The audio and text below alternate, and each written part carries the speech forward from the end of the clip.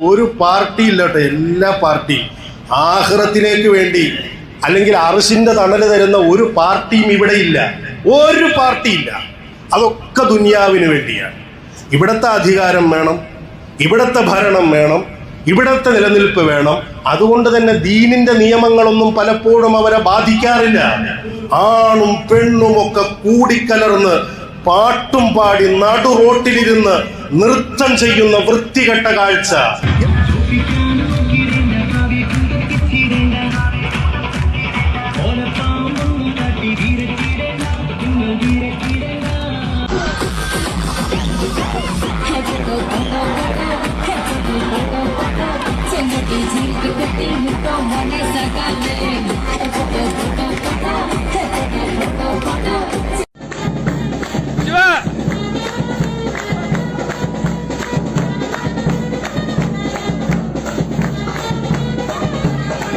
അതിൽ സമുദായത്തിന്റെ പേരുണ്ടെങ്കിലും ഇല്ലെങ്കിലും ഏത് പാർട്ടിയാണെങ്കിലും അള്ളാഹു പൊരുത്തപ്പെടൂല.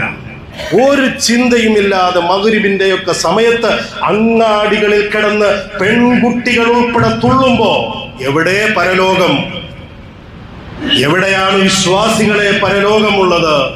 അള്ളാഹുവിന്റെ പരലോകം എന്നത് ചെറിയ കാര്യമല്ല, ചെറിയ ഒരു കാര്യമല്ല. അത് വരാനിരിക്കുന്ന ഒരു സത്യമാണ്. മാലിക് യൗമിദ്ദീൻ, പ്രതിഫലം നൽകപ്പെടുന്ന ഒരു ദിവസത്തിന്റെ ഉടമസ്ഥനായ അള്ളാഹു എന്ന് പറഞ്ഞത്. അവിടെ അതാ മനുഷ്യ സമൂഹത്തെ മുഴുവനും സഫ് സഫായി നിർത്തുകയാണ്. അല്ലാഹു തആല പറയുന്നു, യൗമ യഖൂമുർ റൂഹു വൽ മലായികതു സഫൻ ലാ യതകല്ലമൂന ഇല്ലാ മൻ അദിന ലഹുർ റഹ്മാൻ വഖാല സ്വവാബാ. മനുഷ്യരെ മുഴുവനും നിരനിരയായി സഫ് സഫാക്കി നിർത്തുകയാണ്. ഒരാളുപോലും മിണ്ടുന്നില്ല. ആലില പോലെ വിറച്ചു തുള്ളുകയാണ് മനുഷ്യൻ. യൗമ യഫിറുൽ മർഉ മിൻ അഖീഹി വ ഉമ്മിഹി വ അബീഹി വ സ്വഹിബതിഹി വ ബനീഹി. ഇവിടെ നിന്റെ കൂടെ കൊടി പിടിക്കാൻ ആളുണ്ടായേക്കാം, ഇവിടെ നിന്നെ തുള്ളിക്കാൻ ആളുണ്ടായേക്കാം, ഇവിടെ നിന്നെ ആൾക്കൂട്ടത്തിലേക്ക് ഇറക്കി വിട്ട നിന്നെ കൊണ്ട് പലതും ചെയ്യിപ്പിക്കാൻ ആളുണ്ടായേക്കാം, പ്രോത്സാഹിപ്പിക്കാൻ, കൈയടിക്കാൻ, പ്രചോദനം നൽകാൻ, എല്ലാത്തിനും നിന്റെ ഒപ്പമാളുകൾ ഉണ്ടെങ്കിൽ നാളെ പരലോകത്തെത്തുമ്പോ അല്ലാഹു തആല പറയുന്നു, യൗമ യഫിറുൽ മർഉ, ഒരു മനുഷ്യൻ ഓടുകയാണ്. ആരിൽ നിന്നാണ് ഓടുന്നതെന്നറിയോ?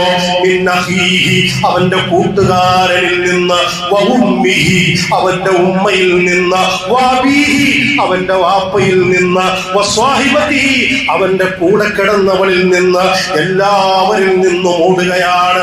എന്റെ കൂട്ടുകാരനില്ല, എന്റെ നാട്ടുകാരില്ല, എന്റെ വീട്ടുകാരില്ല, എന്റെ കാര്യം, അതിനെ കുറിച്ചുള്ള ആശങ്കയിലും ആവലാതിയിലുമാണ്. ആ ആവലാതിയോടുകൂടി ഒറ്റക്കോടി നടക്കുന്ന, ആരും അടുത്തേക്ക് വരാത്ത, ആരുടെയും കൂടെ പോകാത്ത ഒരു പരലോകം നമ്മളുടെ മുമ്പിൽ വരാനുണ്ടെങ്കിൽ ആ പരലോകത്തിന്റെ ബോധ്യം നമുക്കുണ്ടാവണം. ഇവിടെ തുള്ളുകയല്ല വേണ്ടത്, ഇവിടെ റോട്ടിലിറങ്ങി ഡാൻസ് നടത്തുകയല്ല വേണ്ടത്. അതൊരു പഞ്ചായത്തിന്റെ അധികാരമാണ്, അതൊരു മണ്ഡലത്തിന്റെ അധികാരമാണ്, അതൊരു രാജ്യത്തിന്റെ ഭരണ സംവിധാനങ്ങളാണ്. അതൊക്കെ വേണം. പക്ഷേ അതിന്റെ പേരില് അള്ളാഹുവിന്റെ ദീനിനെ നമ്മൾ തരം താഴ്ത്തുന്ന പണിയെടുക്കരുത്. ഈ ഉമ്മത്തിനു പറ്റിപ്പോയ നാശം എന്ത് വൃത്തികേടാ കാണാൻ കഴിഞ്ഞത്. നടു റോട്ടിലിറങ്ങി ചെറിയ മക്കൾ ഉൾപ്പെടെ വലിയ കൊടിയും പിടിച്ച്, പടക്കം പൊട്ടിച്ച്, ചെണ്ട പൊട്ടിച്ച്, ആർത്തുല്ലസിച്ച്, ആർത്തട്ടഹസിച്ചുകൊണ്ടല്ലേ ആ ഒരു അല്പനേരത്തെ വിജയത്തെ ആഘോഷിച്ചതെങ്കിൽ പരലോകത്തെത്തുമ്പോ ഇതൊക്കെ ചോദ്യം ചെയ്യപ്പെടുന്ന ഒരു സമയം വരാനുണ്ടെന്ന ഉറച്ച ബോധ്യം ഉണ്ടാകണം.